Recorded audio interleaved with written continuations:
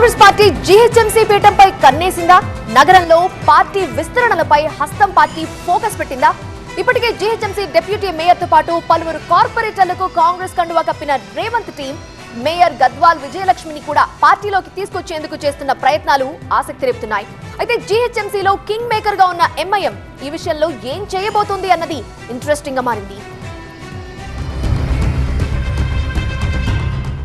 Greater Hyderabad పరిధిలో బలహీనంగా ఉన్న కాంగ్రెస్ తన బలాన్ని పెంచుకునేందుకు ప్రయత్నాలు మొదలుపెట్టింది. ఇప్పటికే గ్రేటర్ పరిధిలోని ఖైరతాబాద్ ఎమ్మెల్యే దానం నాగేందర్ కాంగ్రెస్ కండువా కప్పుకున్నారు.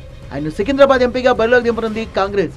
మాజీ మేయర్ బొంతు రామ్మోహన్, మాజీ డిప్యూటీ మేయర్ బాబా ఫసియుద్దీన్ కాంగ్రెస్ పార్టీలో చేరారు. తాజాగా కీలకమైన జీహెచ్ఎంసీలో పాగా వేసేందుకు కాంగ్రెస్ పావులు కదుపుతోంది. ఇప్పటికే బీఆర్ఎస్ నుంచి గెలిచి డిప్యూటీ మేయర్ గా ఉన్న మోతే శ్రీలతారెడ్డితో పాటు కార్పొరేటర్లు విజయారెడ్డి, పూజిత, జగదీశ్వర్ గౌడ, సిఎన్ రెడ్డి, జితేందర్ ప్రేమ్ కుమార్, బొంతు శ్రీదేవి యాదవ్, స్వర్ణరాజ్, బానోతు సుజాత నాయక్ కాంగ్రెస్ తీర్థం పుచ్చుకున్నారు. ఇలా బల్దియాలో బలం పెంచుకుంటూ వచ్చిన కాంగ్రెస్ పార్టీ గ్రేటర్ పీఠంపై కన్నేసినట్టు కనిపిస్తోంది. గ్రేటర్ పరిధిలో అవిశ్వాసం పెట్టాలంటే 4 ఏళ్ల సమయం పూర్తి కావాల్సి ఉంటుంది. అప్పటి వరకు అవిశ్వాసం పెట్టేందుకు ఎలాంటి అవకాశం లేదు. సంతానలేమి సమస్యతో బాధపడుతున్నారా? చింతించకండి. సుమారు 90,000 జంటలకు ఆనందం నింపింది ఓఎస్ఎస్ ఫర్టిలిటీ. ఈ రోజే 7825893600 కి కాల్ చేయండి. సంతానోత్పత్తి చికిత్సపై భారీ డిస్కౌంట్లు పొందండి. గుడ్ న్యూస్ చెప్పండి. దీంతో మేయర్ నే తమ పార్టీలో చేర్చుకుంటే మేయర్ పీఠాన్ని దక్కించుకోవచ్చు అన్నది కాంగ్రెస్ పార్టీ ఆలోచన. మేయర్ గద్వాల్ విజయలక్ష్మిని కాంగ్రెస్ రాష్ట్ర వ్యవహారాల ఇన్ఛార్జ్ దీపాదాస్ మున్షి కలిసి పార్టీలోకి ఆహ్వానించారు. 2 సార్లు తనను కార్పొరేటర్ గా గెలిపించిన బంజారాహిల్స్ కార్యకర్తల అభిప్రాయం తీసుకుని పార్టీ మారే అంశాన్ని ఆలోచిస్తానని చెప్పారట ఆమె.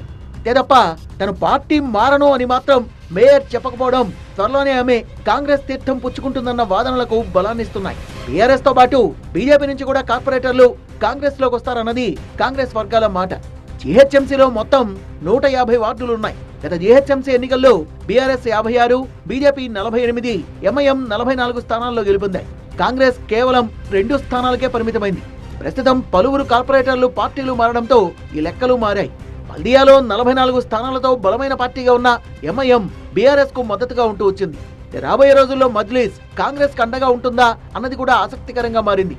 ఎంఐఎంతో స్నేహంగా ఉంటున్న సీఎం రేవంత్ కు అండగా ఉంటామని మజ్లిస్ అధినేత అసదుద్దీన్ కొద్ది రోజుల క్రితం తెలిపారు. జీహెచ్ఎంసీలో కింగ్ మేకర్ పాత్రలో ఉన్న ఎంఐఎం కాంగ్రెస్ కు సహకరిస్తే మేయర్ సీటు దక్కించుకోవడం కాంగ్రెస్ కు పెద్ద కష్టమేమీ కాదు. అయితే అందుకు మజ్లిస్ అంగీకరిస్తుందా అన్నది ఆసక్తికరంగా మారింది. జీహెచ్ఎంసీ పీఠాన్ని గతంలో కాంగ్రెస్, మజ్లిస్ పార్టీలు షేరింగ్ పద్ధతిలో పంచుకున్నాయి. రాబోయే రోజుల్లో కూడా ఇదే రకమైన ఫార్ములాతో ఈ 2 పార్టీలు కలిసి పనిచేస్తాయి అన్నది చూడాల్సింది.